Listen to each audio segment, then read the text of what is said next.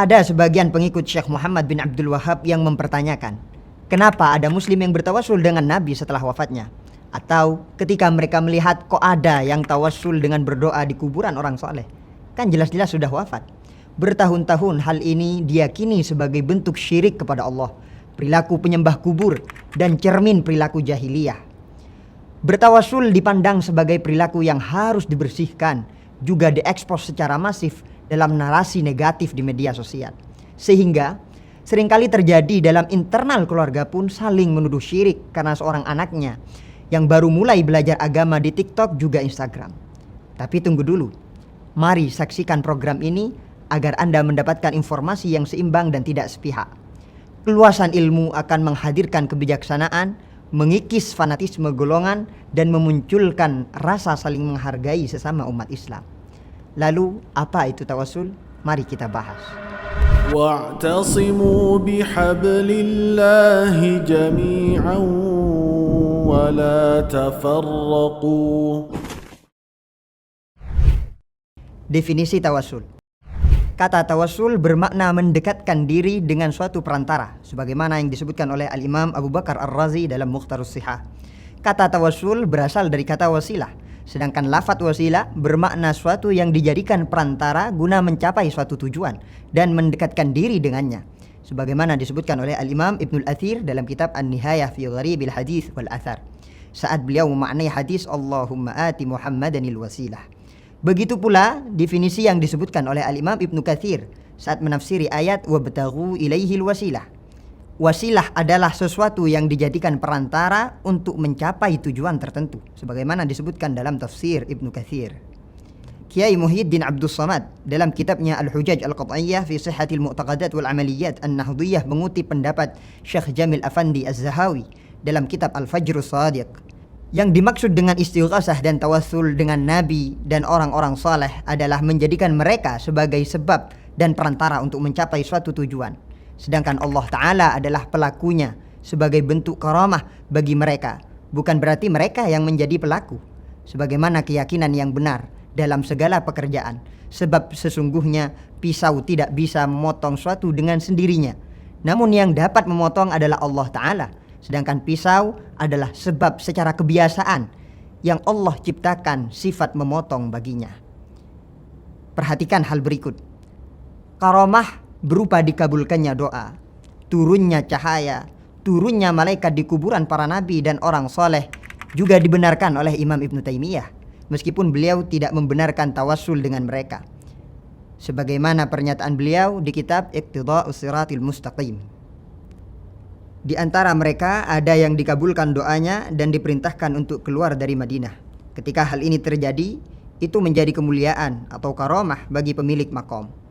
Demikian pula dengan apa yang disebutkan mengenai karamah-karamah dan kejadian-kejadian luar biasa yang terjadi di makam para nabi dan orang-orang soleh, seperti turunnya cahaya dan malaikat di sekitar makam tersebut, serta penghindaran setan dan binatang dari tempat tersebut, serta tidak terbakarnya api di sekitar makam, dan syafaat sebagian mereka untuk tetangganya di antara orang-orang yang sudah meninggal, serta anjuran untuk dimakamkan di dekat mereka, serta ketenangan dan kedamaian yang dirasakan di sekitarnya, serta turunnya azab bagi mereka yang meremehkan tempat tersebut. Semua hal semacam ini adalah sesuatu yang benar. Jadi pembahasan pentingnya adalah siapa sebenarnya yang menuduh tawassul sebagai syirik, menganggap tawassul sebagai syirik. Berikut ini para pembesar ulama pengikut Syekh Muhammad bin Abdul Wahhab menganggap tawassul dengan orang yang sudah wafat sebagai syirik akbar, seperti yang disebutkan oleh Syekh bin Baz. Fal aqsam al-mamnu'ah, bagian-bagian yang dilarang seperti tawassul yang merupakan kesyirikan, disebut oleh orang-orang Islam sebagai tawassul. Tawassul itu adalah memanjatkan doa kepada orang-orang yang sudah wafat dan beristighasah dengan orang-orang yang sudah wafat dan bernazar untuk mereka. Hadza yusammihil muslimuna tawassulan.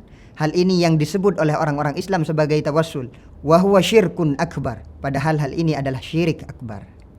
Begitu pula Syekh Ibnu Utsaimin, bahkan beliau juga menganggap tawassul ini sebagai kezaliman yang paling zalim dan dosa yang paling besar.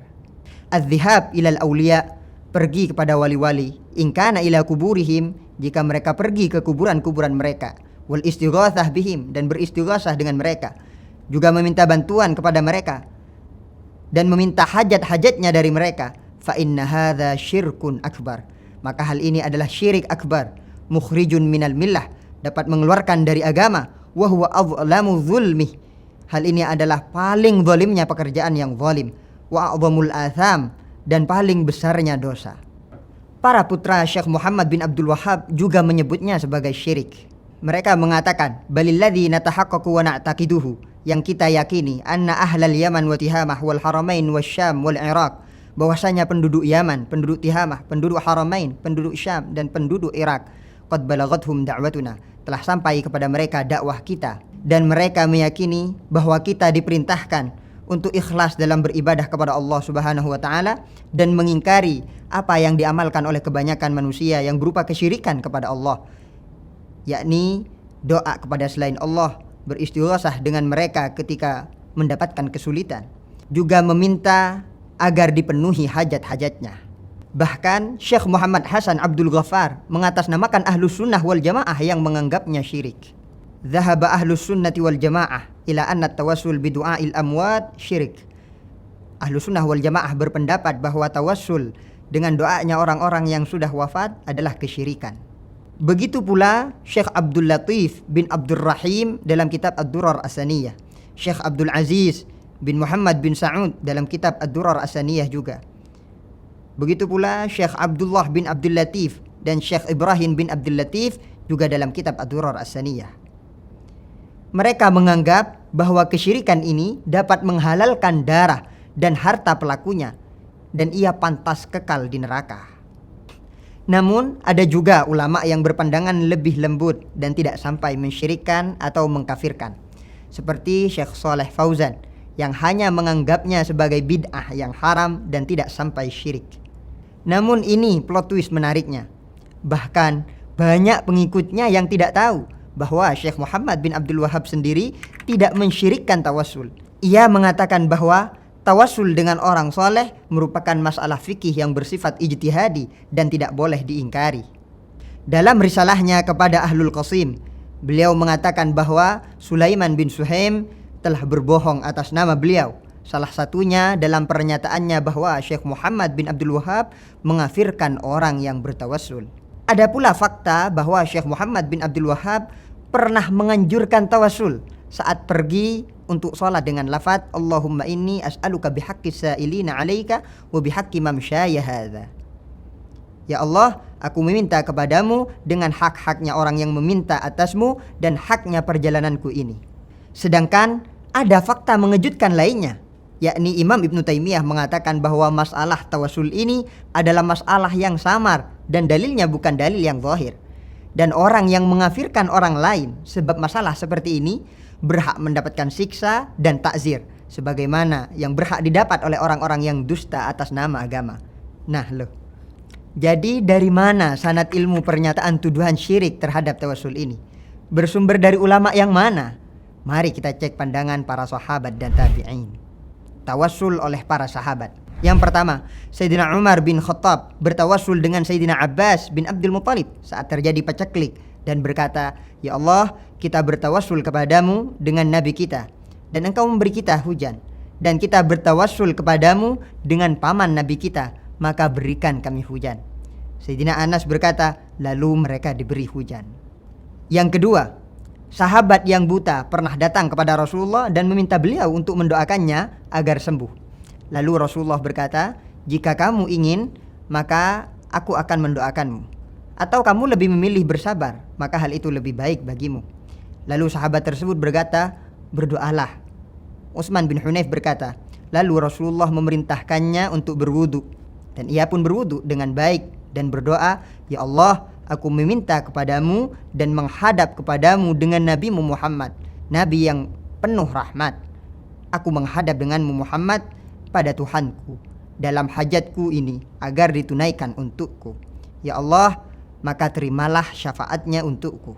Fakta menariknya adalah Imam Ibnu Taimiyah juga menyebutkan hadis ini melalui riwayat Ibnu Abi Khaisamah, dan ada tambahan perkataan Nabi, "Jika kamu memiliki hajat lagi, maka lakukanlah hal itu." sebagaimana yang disebutkan dalam kitab Qaidatun Jalilah fit Tawassul wal Wasilah. Utsman bin Hunayf juga mengajarkan tawassul ini pada seorang laki-laki di masa Sayyidina Utsman bin Affan, sebagaimana disebutkan dalam kitab Mahkut Taqawul fi Mas'alatit Tawassul. Jadi terdapat fakta bahwa para sahabat dan tabi'in bertawassul bahkan setelah wafatnya Nabi. Yang ketiga, Sayyidina Bilal bin Harith al-Muzani bertawassul datang ke kuburan Rasulullah saat terjadi paceklik di zaman Sayyidina Umar. Beliau berkata, "Ya Rasulullah, mintalah hujan untuk umatmu, sesungguhnya mereka binasa." Yang keempat, para utusan Hawazan yang sudah masuk Islam pergi ke Nabi yang berada di Ji'ranah. Mereka mengadu pada Rasulullah tentang ujian yang menimpa mereka, dan Rasulullah pun mengajari mereka bertawassul dengan Rasulullah dan para muslimin. Yang kelima, Sayyidina Umar dan Sayyidina Ali juga mengajari tawassul saat seseorang dibuat susah oleh setan atau seorang penguasa.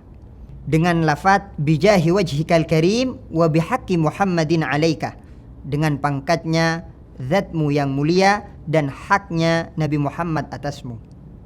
Yang keenam adalah Sayyidina Sawad bin Qarib juga bertawassul dengan Nabi Muhammad di hadapan para sahabat di masjid. Beliau mengatakan, wa kun li syafi'an yauma la dzu syafa'ah. Jadilah engkau sebagai orang yang memberi syafaat kepadaku di mana tidak ada orang yang dapat memberi syafaat. Yang ketujuh adalah Sayyidina Uqbah bin Amir yang menyampaikan berita takluknya Syam kepada Sayyidina Umar. Beliau sampai ke Madinah dalam waktu 7 hari dan kembali ke Syam dalam waktu 2 hari sebab doanya di kuburan Nabi dan tawassulnya dengan Nabi. Hal ini disebutkan dalam kitab Tahdzibul Asma' wal Lughat. Yang kedelapan adalah Sayyidina Muawiyah bertawassul dengan Yazid bin Al-Aswad saat terjadi paceklik di Damaskus.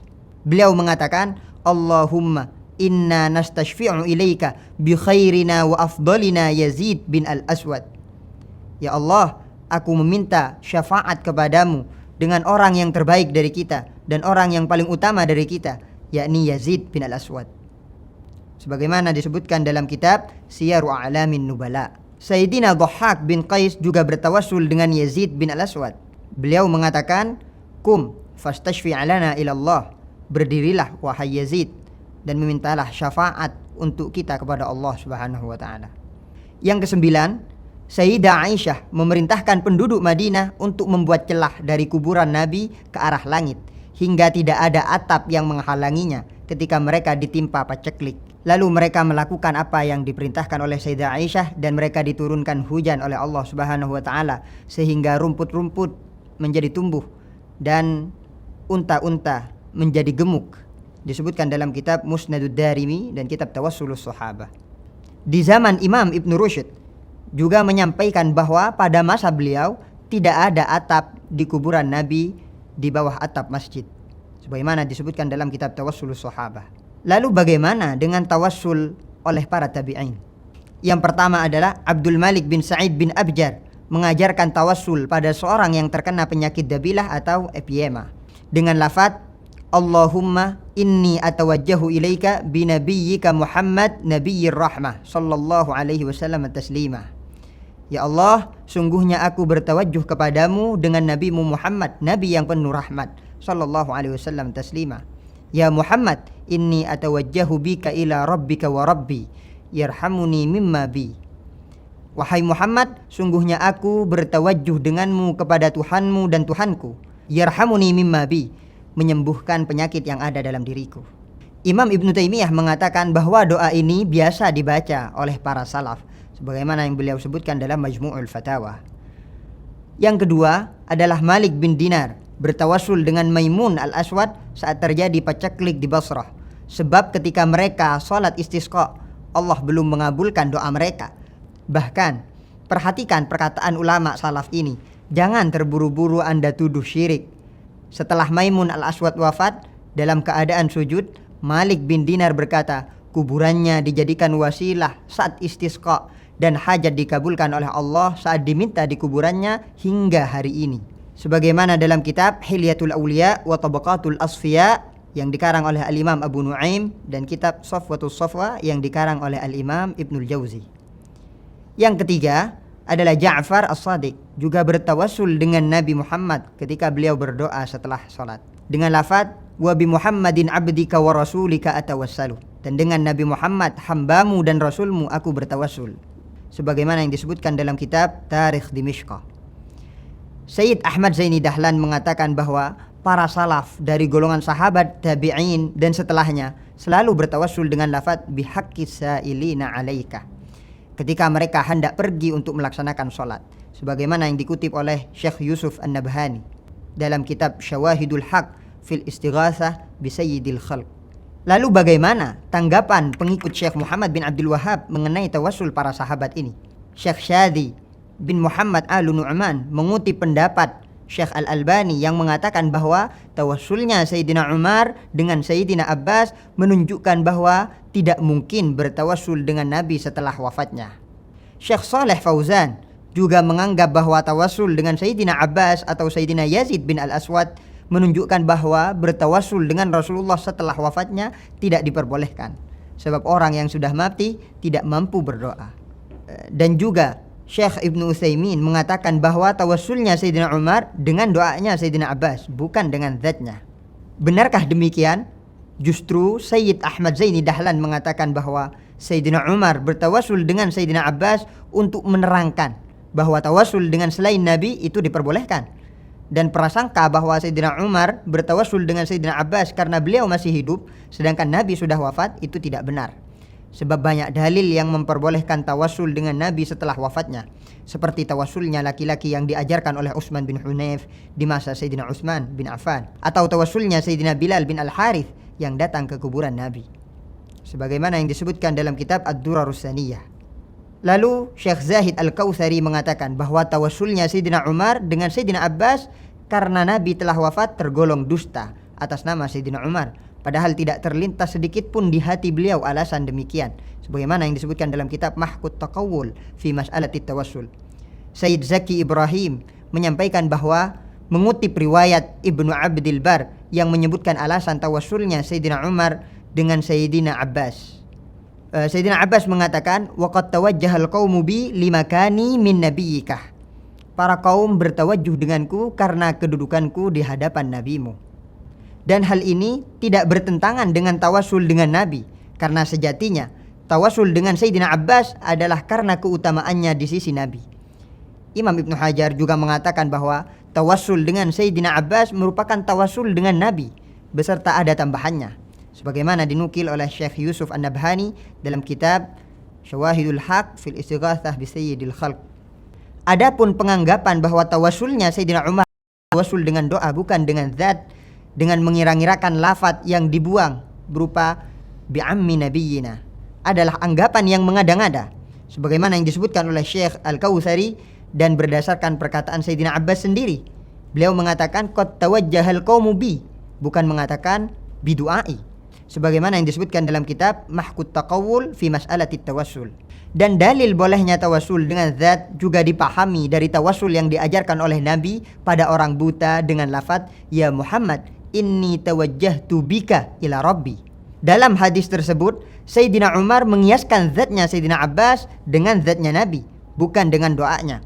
Dan beliau tidak membedakan antara sifat matinya Nabi dengan sifat hidupnya Sayyidina Abbas. Ini menandakan bahwa kedua sifat tersebut tidak menjadi ilat boleh dan tidaknya tawassul, sebagaimana yang disebutkan dalam kitab Tawassulus Sahabah. Adapun anggapan bahwa Nabi Muhammad sudah wafat dan tidak mampu mendoakan dari kuburannya juga tidak benar. Al-Imam As-Subki mengutip hadis yang disebutkan oleh Al-Imam Al-Baihaqi dalam kitab Hayatul Anbiya ba'da wafatihim. Salah satu hadisnya adalah Al-Anbiya ahya'un fi quburihim yusallun. Para nabi itu masih hidup dalam kuburan mereka, mereka bersolat, sebagaimana yang disebutkan dalam kitab Syifa'us Siqam fi Ziyarati Khairil Anam. Imam Baihaqi menyebutkan bahwa kehidupan para nabi di kuburannya memiliki banyak penguat dari hadis sahih. Salah satunya hadis Nabi yang melewati kuburan Nabi Musa dan melihatnya dalam keadaan sholat di kuburannya.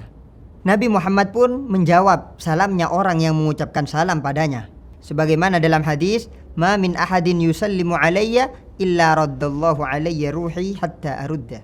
Tidaklah seseorang mengucapkan salam kepadaku kecuali Allah mengembalikan ruhku kepadaku hingga aku bisa menjawab salamnya.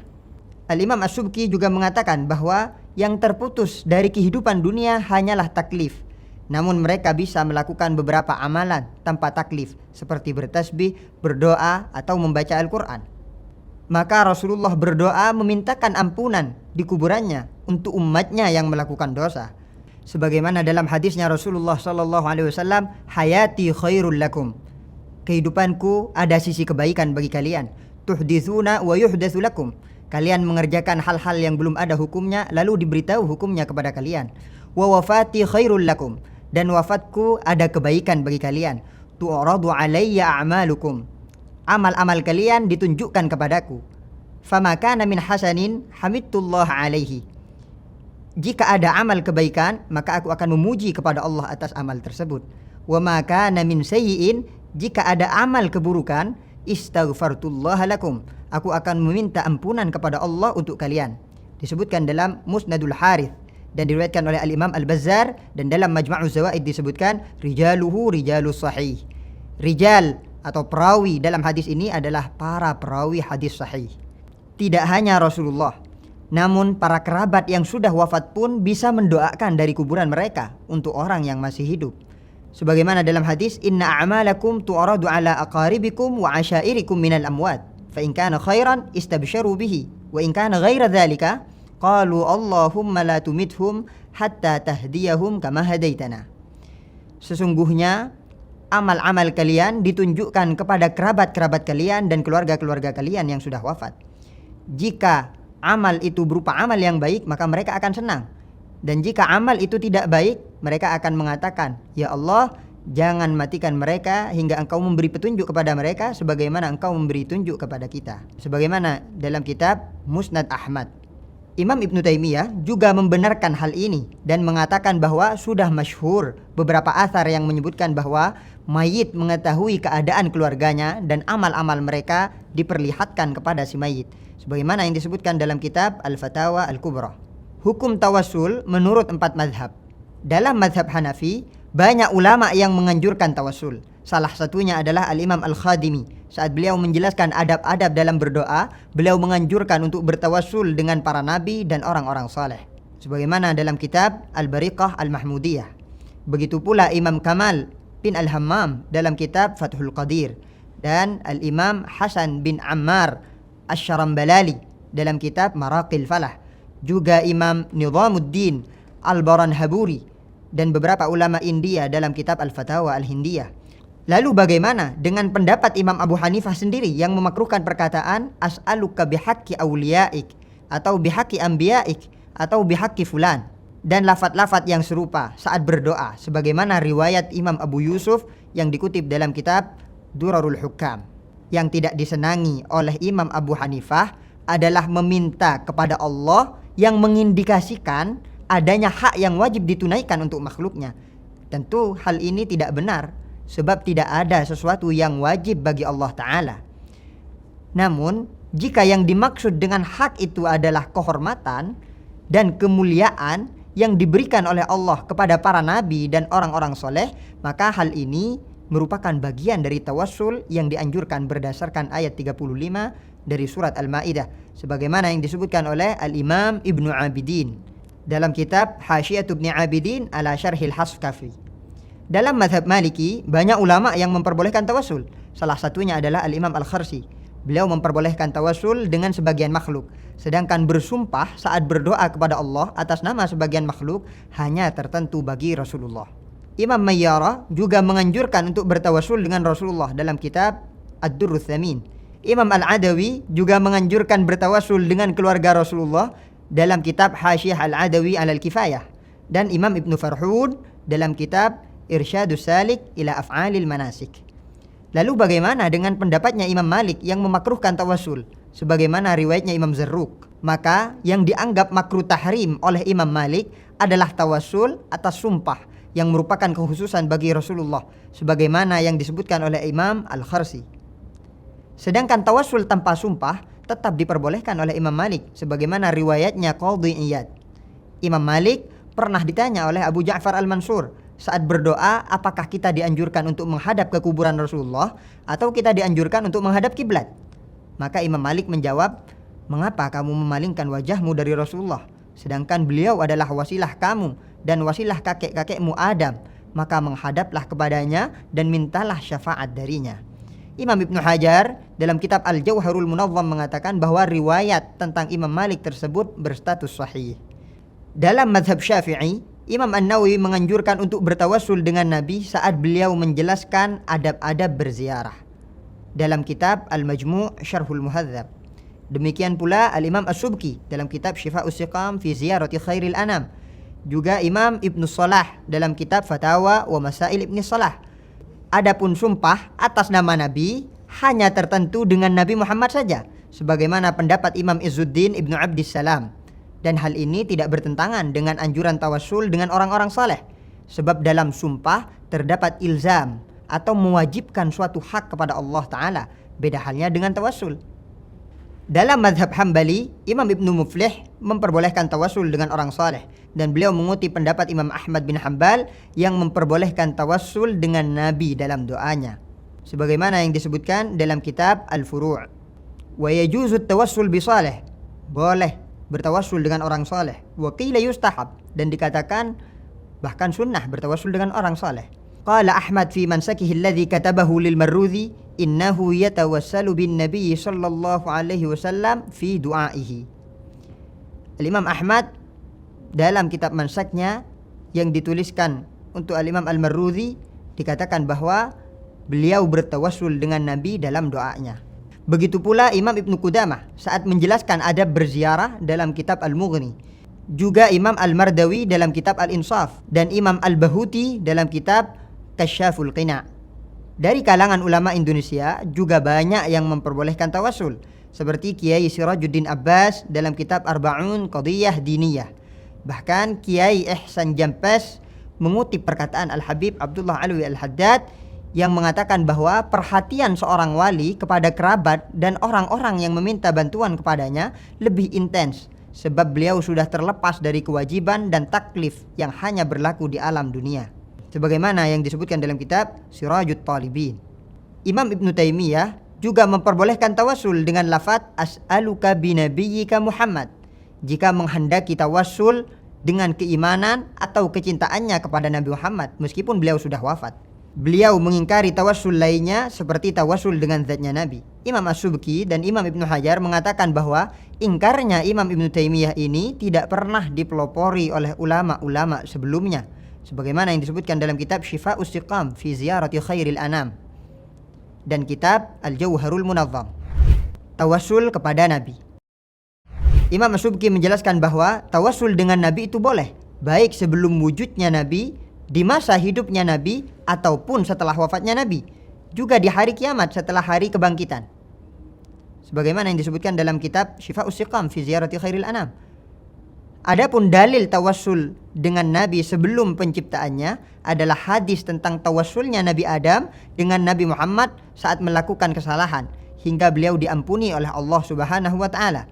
Beliau bertawassul dengan lafaz ya Rabbi as'aluka bihaqqi Muhammadin lamma ghafartali, sebagaimana yang disebutkan oleh Al-Imam Hakim dalam kitab Al-Mustadrak, dan beliau mengatakan hadza hadisun sahihul isnad, ini adalah hadis yang sanadnya sahih.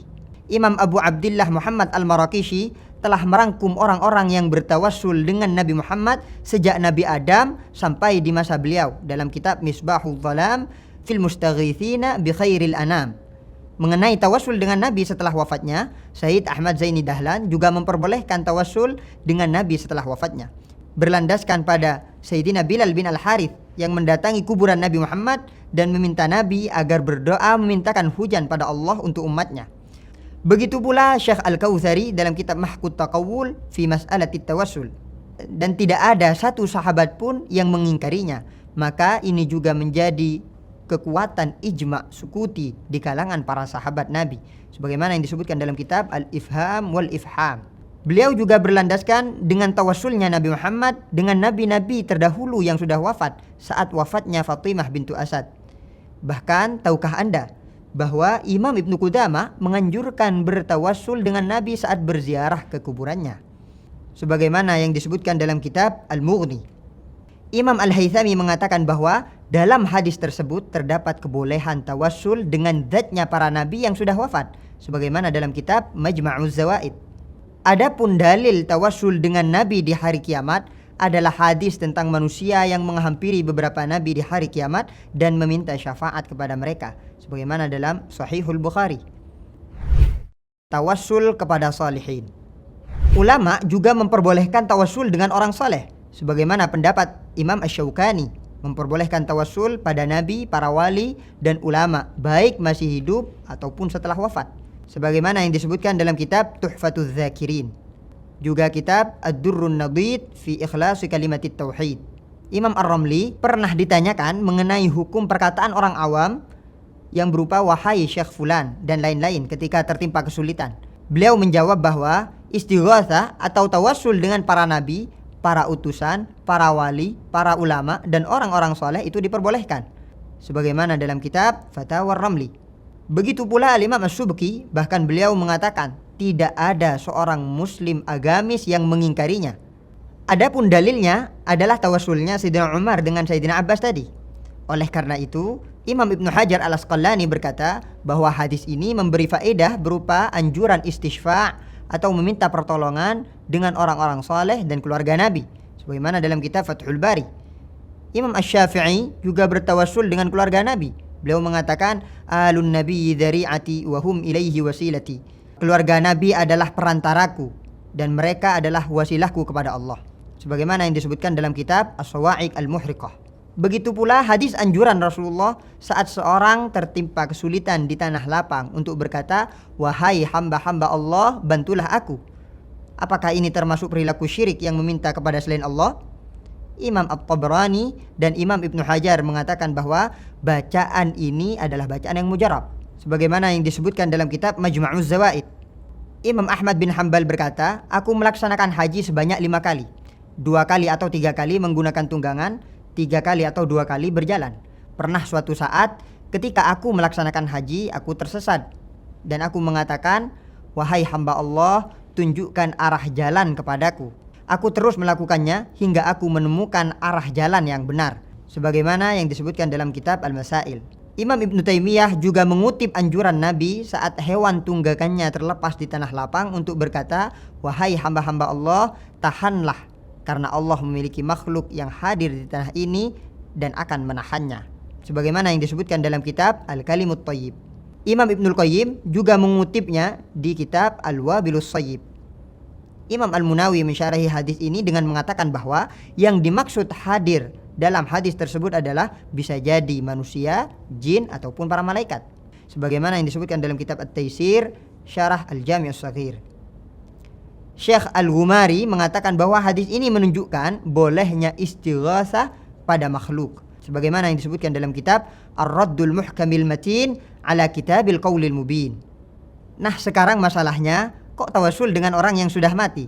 Kan justru yang sudah wafat itu perlu didoakan, bukan dijadikan tawassul dalam berdoa. Bagaimana penjelasannya? Tawassul dengan orang yang sudah mati.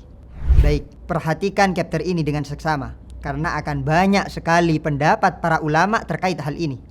Imam Fakhruddin Ar-Razi dalam kitab Al-Matalib Al-Aliyah, Imam Sa'duddin At-Taftazani dalam kitab Syarah Al-Maqasid, dan Imam Al-Jurjani dalam kitab Hasyiatul Matali'. Imam Ar-Ramli mengatakan bahwa orang yang sudah wafat mampu memberi pertolongan kepada orang yang masih hidup sebagai bentuk karamah yang dimilikinya dan ia dapatkan dari Allah Ta'ala.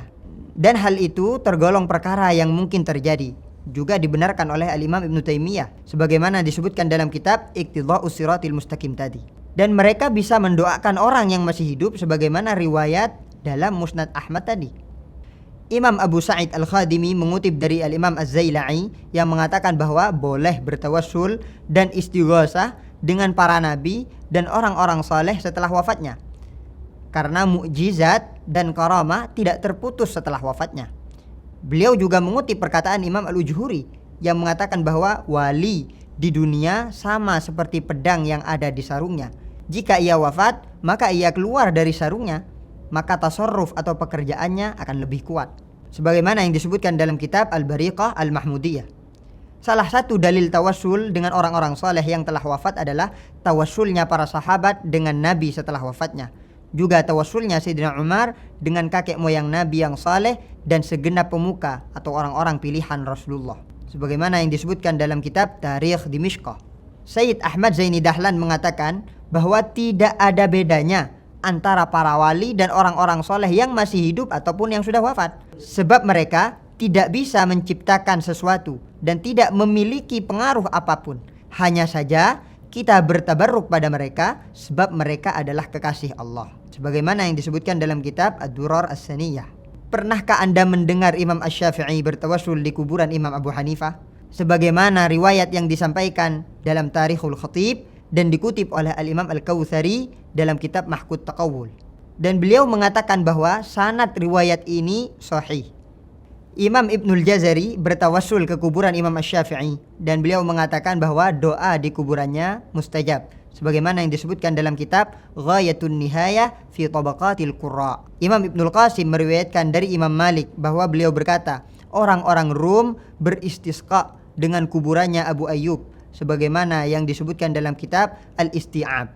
Imam Abu Bakar bin Abi Asim mengatakan, aku melihat para ahli ilmu yang memiliki keutamaan, jika mereka memiliki keinginan, maka mereka akan pergi ke kuburannya Thalhah bin Ubaidillah dan mengucapkan salam, juga berdoa di sampingnya, dan Allah akan mengabulkannya. Sebagaimana yang disebutkan oleh Al-Imam Abu Nuaim dalam kitab Ma'rifatus Sahabah. Kuburan Abdurrahman bin Rabi'ah Al-Bahili juga dijadikan perantara ketika istisqa oleh orang Turk. Sebagaimana yang disebutkan oleh Al-Imam Ibnu Katsir, murid Imam Ibnu Taimiyah dalam kitab Al-Bidayah wan Nihayah. Imam Abu Abdillah Al-Mahamili mengatakan, aku tahu kuburan Ma'ruf Al-Karhi sejak 70 tahun. Tidak seorang pun yang sedang kesusahan menghampirinya kecuali Allah akan melapangkan urusannya. Sebagaimana yang disebutkan dalam kitab Sifatus Safwah.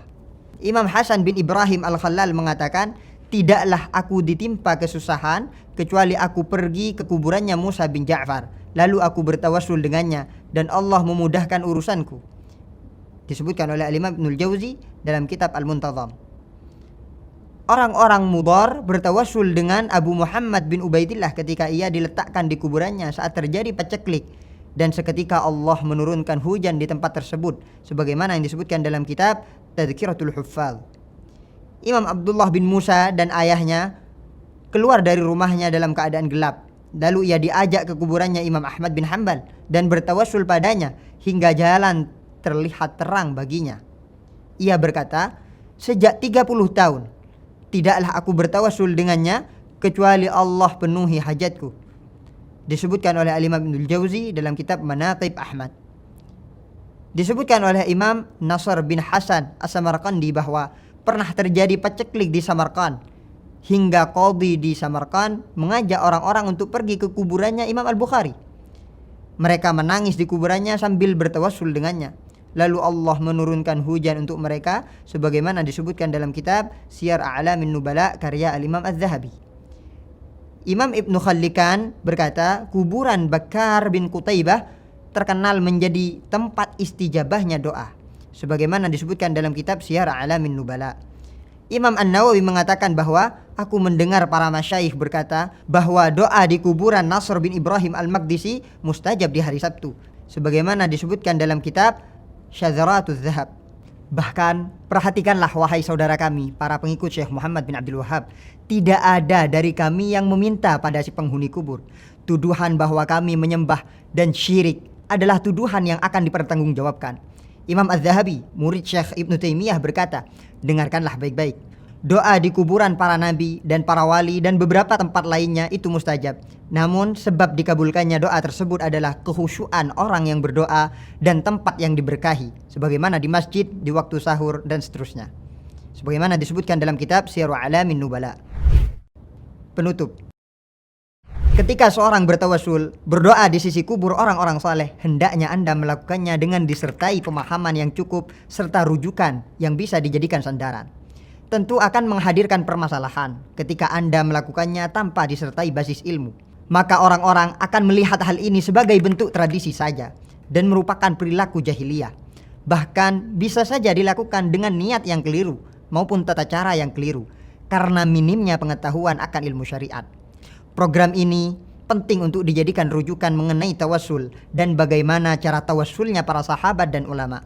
Juga menjadi perspektif baru bagi kalangan yang mengira bahwa tawassul tidak berasal dari Nabi maupun para sahabat.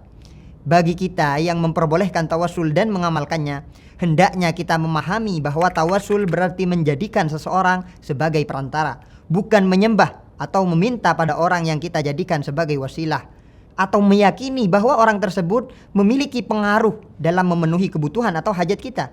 Semuanya terjadi atas kehendak Allah Ta'ala. Jangan seperti orang-orang musyrik yang mengaku menyembah berhala guna menjadikannya sebagai wasilah kepada Allah. Allah menganggap pengakuan tersebut sebagai pengakuan dusta. Sebab mereka menyamakan antara Allah dengan berhala. Tidak bisa dijadikan dalil mengharamkan tawassul. Yakni patut digarisbawahi sama-sama disembah. Bukan hanya menjadikan berhala sebagai wasilah, tapi mereka menyembahnya. Dan tentunya hal seperti ini tidak dilakukan oleh para muslimin yang bertawassul saat ini. Bagi orang yang melarang tawassul, hendaknya paham bahwa tawassul bukan berarti menyembah. Jangan sampai mengafirkan orang yang bertawassul dan menuduhnya sebagai kesyirikan. Sebagaimana yang disebutkan dalam kitab Syifa'us Siqam fi Ziyarati Khairil Anam. Betapa banyak orang yang dianggap syirik dan tidak bertauhid sebab tawassul. Imam Ghazali berkata, seyogyanya kita tidak menuduh kafir selagi masih ada jalan yang bisa ditempuh, sebab menghalalkan darahnya orang-orang yang sholat dan mengakui terhadap tauhid merupakan kesalahan.